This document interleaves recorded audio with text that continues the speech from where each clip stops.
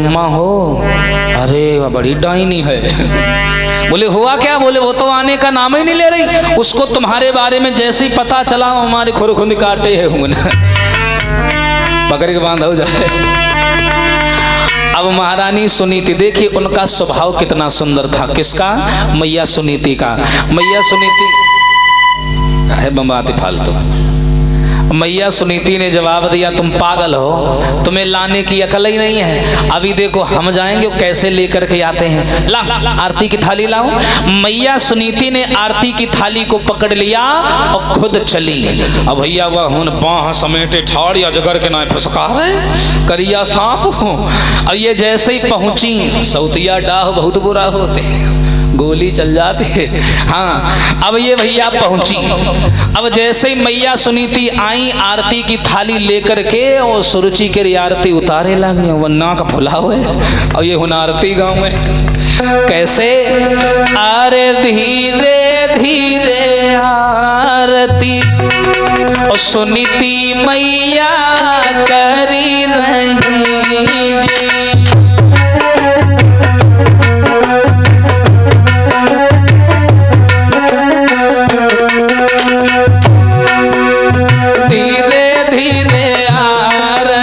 सुनीति मैया करी रही जी।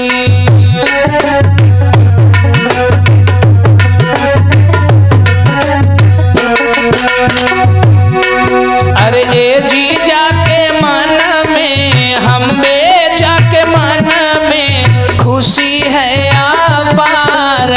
धीरे धीरे आरती सुनीति मैया करी रही।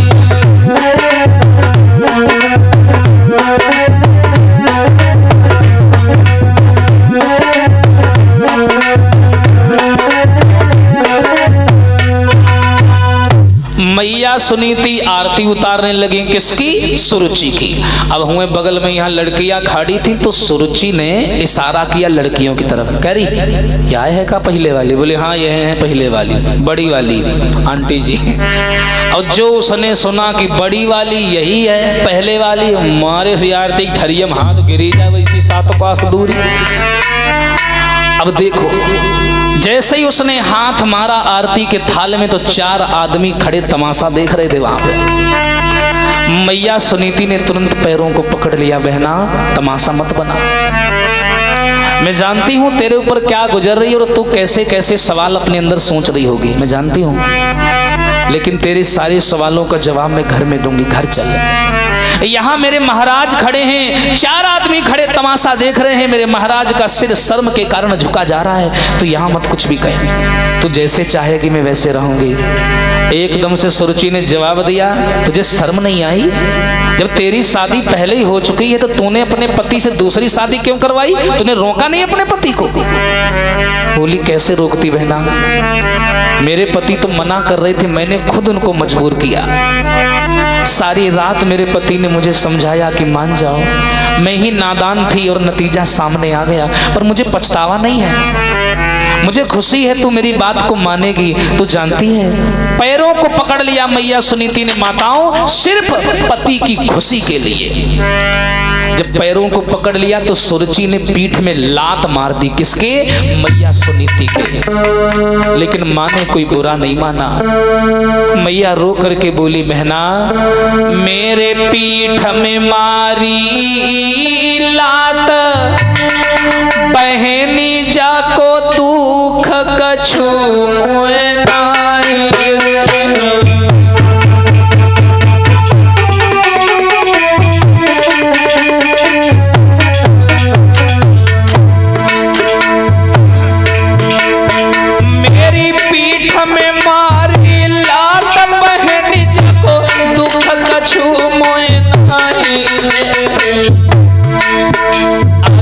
एक बेटा के गम में हमने पति की करी सगाई रे।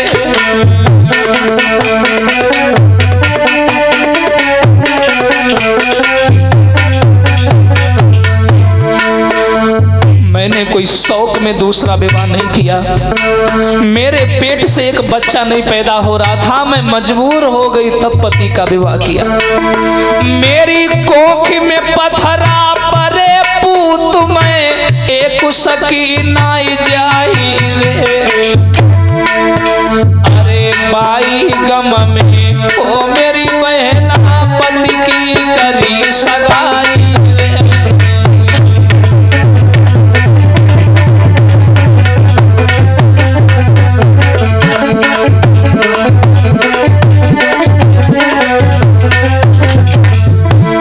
लेकिन तू ये मत सोचना कि मैं तुझे दासी बना दूंगी, खुद रानी बन जाऊंगी, ऐसा नहीं है। तू ही रोटी मोए देती रहियो, मैं तेरो लला खिलाऊंगी। अरे सारे घर को काम करूं और झाड़ू रोज लगाऊंगी।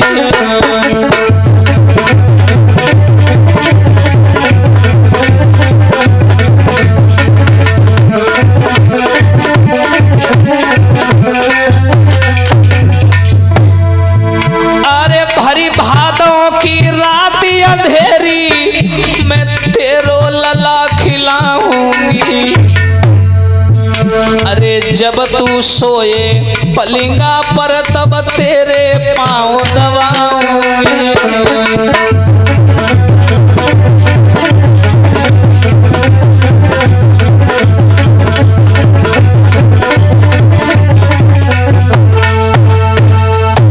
इतनी बात कही है तो आज चिल्ला करके सुरुचि ने कहा, नालायक, बूढ़ी बिल्ली भगतिन बन के चिड़ियाघर में रहना चाहती है?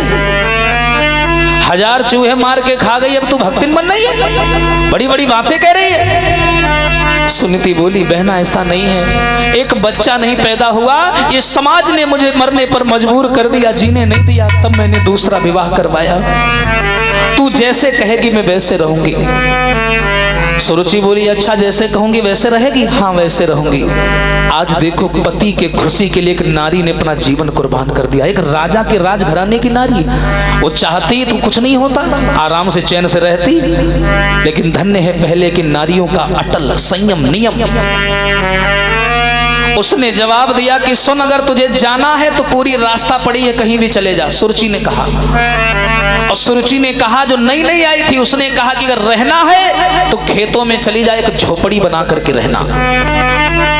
खाने को तुझे बढ़िया भोजन नहीं दूंगी, जौ की रोटी खानी पड़ेगी, बता मंजूर है? तो सुनीति बोली, हाँ मुझे मंजूर है। सोने के लिए बढ़िया पलंग नहीं मिलेगा, टूटी चारपाई मिलेगी, फटा कंबल मिलेगा, और भरी दोपहर में मेरी अटरिया पर बैठ करके काग और कौओं को भगाना पड़ेगा, बता मंजूर है? हाँ मंजूर है। जिस काम को करने से मेरे पति के चेहरे पर मुस्कुराहट आए, जिस काम को करने से मेरे पति का वंश चल जाए, जिस काम को करने से मेरे पति का सिर ऊंचा हो जाए, उस काम को करने के लिए मैं पीछे नहीं हटूंगी, चाहे मेरी जान क्यों ना चली जाए। धन्य है वो भारत की नारियां। वाह जी वाह। आज इतना कह करके सुरुचि तो महलों में चली गई गुस्सा हो करके। मैया सुनीति जो पहले वाली रानी है, उन्होंने राजाओं वाले कपड़े उतारे, भिखारियों वाले कपड़ा पहन लिए। उत्तान पाद के पास आई, पैरों को छुआ, गले से लगा लिया। जा रही हूं मैं महाराज, आज तक मैं आपके साथ रही, जो भी भूल चूक मुझसे बनी हो मुझे माफ करना। मैंने कभी नहीं सोचा कि आपको मेरी वजह से तकलीफ मिले। मेरी बहन आ गई है, आप उसके साथ में प्रेम से रहना। उत्तान पाद के होंठ थर थर कांपने लगे। पागल हो गई है? आज तक मैं तेरे साथ रहा, क्या भरोसा है जो सम्मान तुम्हारे द्वारा मुझे मिला, क्या वो सम्मान इसके द्वारा मिलेगा? मैं आधी आधी रात को शिकार खेल करके लौटता था ना, तुम सोती नहीं थी, मेरे इंतजार में आरती लिए दरवाजे पर खड़ी रहती थी। क्या वो पूरी रात जग पाएगी? मेरे पीछे तुम भूखे सो जाती थी, क्या वो भूखे रह पाएगी? लेकिन मैया ने कहा, महाराज ये मौका अच्छा है, मत गवाओ, मेरी चिंता ना करो, जो मेरी किस्मत में लिखा है वो तो मेरे साथ होगा। रही जिंदगी तो मिलेंगे दोबारा, रही जिंदगी तो मिलेंगे दोबारा, मिलन था यहीं तक हमारा तुम्हारा। महाराज मिलन था यहीं तक हमारा तुम्हारा।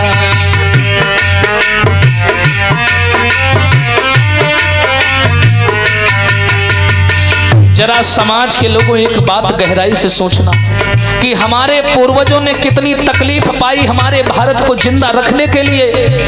आज का समाज इतना नीचे चला गया, इतना नीचे चला गया कि भारत की संस्कृति से कोई मतलब नहीं रहा।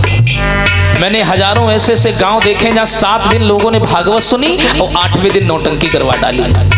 क्या फायदा है 2-2 लाख रुपया खर्च करने का? क्या फायदा है ब्राह्मणों को दरवाजे बुलाने का? क्या फायदा है पाठ पूजा हवन करने का जब आखिरी वाले दिन अपनी औकात दिखानी है तुम्हें? कहते हैं नीच आदमी कभी अपनी नीचता से बाज नहीं आता। अर्दी सर्दी ना तजे खटरस तजे ना आम, और शीलवंत गुण ना तजे आदत तजे ना गुलाम। मैं दूसरों की बात क्या करूं, मैं खुद कहता हूं मेरे क्षेत्र में हजारों जगह नौटंकी हुआ करती, उल्टे सीधे रासलीला वगैरह हुआ करती, मैं कभी देखने नहीं जाता, कभी नहीं जाता।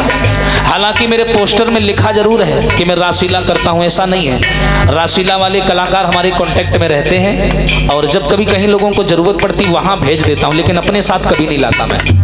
मेरा पिछले 10 साल का रिकॉर्ड है, मैंने कभी भी रासलीला करवाई नहीं और ना करता हूं। मुझे मालूम है ये लोग कैसे होते हैं, मैं बुराई नहीं कर रहा हूं, पर जो सत्यता है वो बता रहा हूं आप लोगों को। ये भगवान की चर्चा है। अब इस गांव में भगवान की चर्चा में इतने लोग आ गए, मैं बहुत बड़ी बात समझ रहा हूं, क्योंकि मुझे मालूम है इस गांव का हाल। हो रही जिंदगी तो मिलेंगे दोबारा, मिलन था यहीं तक हमारा तुम्हारा, मिलन था यहीं तक।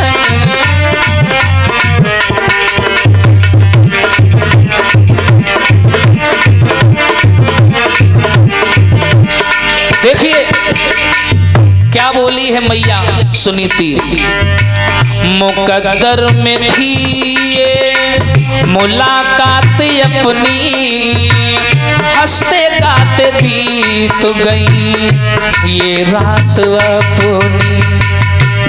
सुनीति उत्तान पाद से विदा ले रही है, खेतों की तरफ जा रही है।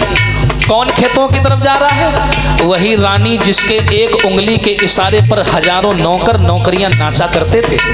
वो सुनीति जिसके एक इशारे पर हजारों दास दासियां नाचा करते थे, आज वो जंगल में जा रही है रहने के लिए। जो बेचारी कभी घर की देहरी लांग करके बाहर नहीं गई, आज वो नंगे पैरे कांटों पे चल रही है। ऐसी ऐसी नारियां हुई देश में।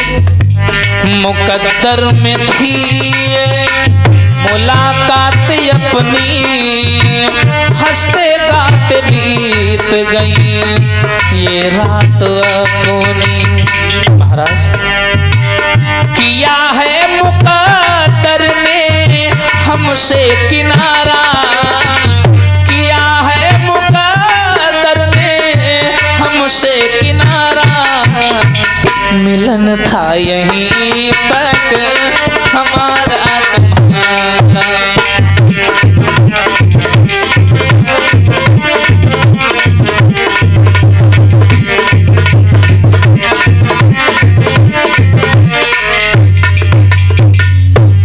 इतना कहने के बाद में महारानी चल पड़ी। जैसे रानी सुनीति चली, उत्तान पाद हाथ फैला करके बोले रुक जाओ रुक जाओ। जब से मेरा विवाह हुआ तुमने मेरे हर सुख दुख में मेरा साथ दिया, आज एक लड़की के आ जाने की वजह से तुम जबरदस्ती मुझे छोड़ के जा रही है। बोली महाराज मैं छोड़ के नहीं जा रही हूँ, वो यहाँ तभी रुकेगी जब मैं उसकी ये शर्त पूरी करूंगी। उसी ने कहा है कि खेतों पर जाकर के रहो, तभी मैं जा रही हूँ, मेरी चिंता ना करो आप जाओ। वो दुखिया खेतों पे चली आई, जिसकी कोमल कोमल हाथ हैं, जो कभी घर से बाहर नहीं निकली। महारानी, अयोध्या की महारानी, जरा ध्यान से सुनना। अयोध्या की वो नारी आई और आकर के खेतों पर घास फूस उठा करके झोपड़ी बनाने लगी। सूर्य भगवान जब रोशनी नीचे फेंकते हैं तो उनको शर्म आती है, कितनी सुंदर नारी मेरी सूर्य की रोशनी में तप करके मटमैली हो जाएगी। उन्हें भी शर्म आती है, इतनी सुंदर नारी। वो आज बेचारी खेतों में झोपड़ी बना रही है। इसको बोलते हैं समय। समय कब करवट ले ले किसी को नहीं मालूम। लेकिन भैया दुनिया में हम आए हैं तो जीना ही पड़ेगा, और जीवन है अगर जहर तो पीना ही पड़ेगा। अरे कुछ लोगों को मैंने देखा, जब भी मुसीबत आ जाती है तो बेचारे आत्महत्या कर लेते हैं, कोई फांसी लगा लेता, कोई जहर खा लेता। ऐसा कभी मत करना। अरे जीवन मिला है, लड़ना सीखो। जिसने जीवन में संघर्ष नहीं किया वो महान नहीं बन पाता। मंदिर की जो मूर्ति होती है उसकी पूजा तो सब करते हैं, लेकिन पूजा के पीछे जितना संघर्ष उस मूर्ति का है कोई नहीं जानता। क्यों? जब ये मूर्ति बनाई जाती है तो कितनी छेनी हथौड़ी पड़ती शरीर पे, पड़ती है। कितनी छेड़ी हथौड़ी से उसको काटा जाता है, पीटा जाता है, तब जाकर के मंदिर में आती है। बिना संघर्ष के कोई महान नहीं होता। हजारों छेनी हथौड़े की चोट खाता है एक पत्थर, ऐसे ही कोई पत्थर भगवान नहीं होता। ध्यान रखना। दुनिया में हम आए हैं तो जीना ही पड़ेगा, जीवन है अगर जहर तो पीना ही पड़ेगा। दुनिया में हम आए हैं तो जीना ही पड़ेगा।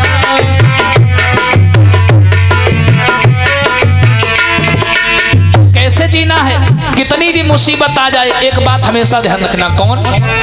गिर गिर के मुसीबत में संभलते ही रहेंगे, लग जाए मगर आग तो चलते ही रहेंगे। आ रही है मुसीबत, आने दो। क्या मैंने मुसीबत नहीं झेली? जिस उम्र में लोग बच्चे खेलते हैं कूदते हैं, मैं अपनी बात कर रहा हूं। मासूम सी उम्र थी मेरी 13 साल की। 13 साल की उम्र में घर को छोड़ा था, जिस उम्र में बच्चों को बोलना नहीं आता। 13 साल की उम्र में रोडों पर पड़ा पड़ा सोता था मैं, सोने का ठिकाना नहीं था। खाता था पेड़ों की पत्तियां, खाने का ठिकाना नहीं था। ऐसे कोई जीवन में महान नहीं बन जाता। अगर मैं उसी दिन हार जाता, उसी दिन कमजोर पड़ जाता, तो शायद आपके बीच नहीं बैठा होता। गिर गिर के मुसीबत में संभलते ही रहेंगे, लग जाए मगर आग तो चलते ही रहेंगे। कब तक चलेंगे? गम जिसने दिया है वही गम दूर करेगा। अरे कब तक नहीं मानेगा? गम जिसने दिया है वही गम दूर करेगा। दुनिया में हम आए हैं तो जीना ही पड़ेगा, जीवन है अगर जहर तो पीना ही पड़ेगा।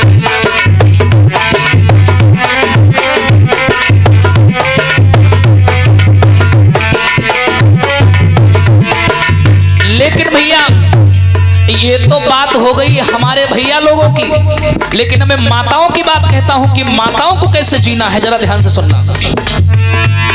औरत है वो औरत जिसे दुनिया की शर्म है, संसार में बस लाज ही नारी का धर्म है।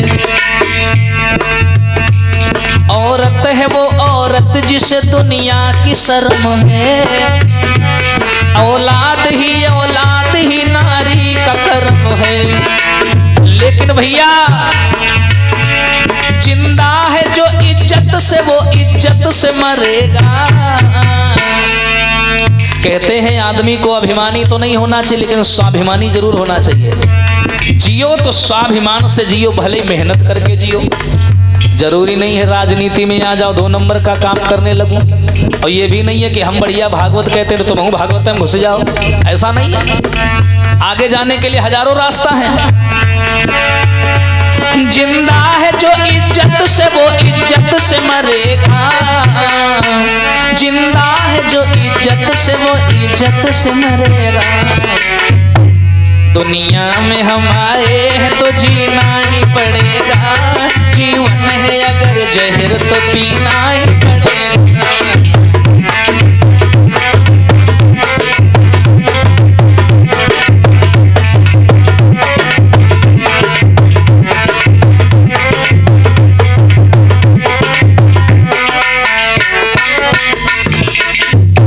दुनिया में हम आए हैं तो जीना ही पड़ेगा, और जीवन है अगर जहर तो पीना ही पड़ेगा, कुछ भी हो जाए।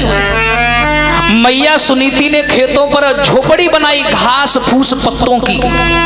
अब जरा देखो माताओं, 10-10 दिन का रखा हुआ सड़ा पानी पीती है, सड़ा पानी। जो नारी, जो रानी कभी घर से बाहर ना निकली हो, दोपहर में बैठ करके छत पर कौवे भगाती है, पक्षी भगाती है। जो रानी कभी एक दिन 56 प्रकार के व्यंजन खाया करती थी, बढ़िया बढ़िया भोजन पाती थी, आज बेचारी जौ की रोटी खा रही है, सूखे जौ की रोटी। कोई खा पाएगा जौ की रोटी? जो नारी को सोने के लिए कभी मखमल के गद्दे मिला करते थे, आज वो बेचारी टूटी चरपैया पर लेटती है। जो रानी, उसकी सेवा में हजारों नौकर, हजारों सैनिक सेवा में खड़े रहते थे, सुरक्षा में खड़े रहते थे, आज वो बेचारी जंगल में अकेले पड़ी है और एक लोटा पानी के लिए कोई पूछने वाला नहीं है। ध्यान रखना। अरे नहीं, उसको बजाने दीजिए, उसी को बजाने दीजिए, आप बैठ जाइए, बजाने दीजिए उसी को। मेरी माताओं, अब जैसे इतनी बात हुई तो महारानी सुनी थी, जंगल में रह रही है बेचारी, बड़ी बुरी हालत है। लेकिन आदमी जब ज्यादा कमजोर पड़ जाता है, जिस डाली को पकड़ता है वो डाली टूट जाती है। जिस कुआं में देखता है वो कुआं सूखा नजर आता है, जिस दरवाजे की ओर देखता है वो दरवाजा बंद नजर आता है।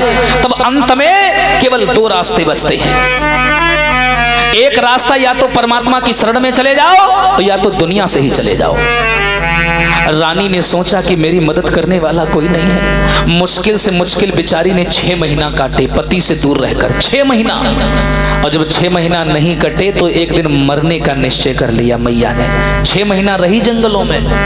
बेचारे गांव से लड़का आ जाते थे तो पत्थर मारते थे मैया को, और कहते थे कि इसके कोई बच्चा नहीं हुआ, इसके पति ने दूसरी शादी कर ली और इसको घर से निकाल दिया। ये समाज है, 1000 मुंह 1000 तरीके की बातें होती हैं। मैया ने घर को छोड़ा, कुटिया को छोड़ा और जंगल की ओर मरने की ओर चली। और क्या बोली?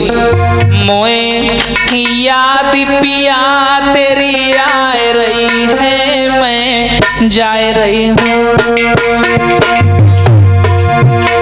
मोए याद बलम तेरी आए रही है, मैं जाए रही हूँ।